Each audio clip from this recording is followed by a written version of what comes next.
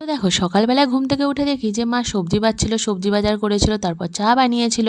তো দেখো ইনি হচ্ছেন জেঠিমা, যে কিনা আমাদের কাজে হেল্প করে থাকেন আমাদের সাথে। তো চা খেয়ে নিচ্ছিল, তারপর আমিও একটু চা খেয়ে নিলাম। কিন্তু দেখো বাইরেটা যখন দেখলাম, দেখছি বৃষ্টি পড়ছে সারা সকাল থেকে। তোমাদের ওখানেও কি বৃষ্টি পড়ছে? কলকাতাতে এখন সারাদিনই বৃষ্টি হচ্ছে, রোজই। আর দেখো আমাদের এখন জানলা থেকে কাঞ্চন ফুল পাড়া যায়।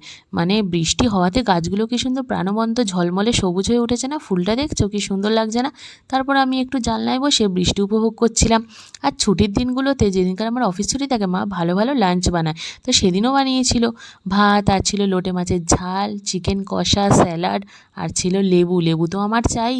তো দেখো লেগ পিসটা দেখেছো, মা আলাদা করে আমার জন্য একদম লেগ পিসটা তুলে রাখে, জানে আমার ফেভারিট তাই। তো তারপর লেবু চেপে আমি আচ্ছা করে মজা করে আমি সেদিন জমিয়ে দুপুরের লাঞ্চটা সারলাম। তো ব্লগটা কেমন লাগলো অবশ্যই কমেন্টে জানিও, আর ভালো লাগলে লাইক, শেয়ার আর সাবস্ক্রাইব করে দিও। আজকের জন্য বাই।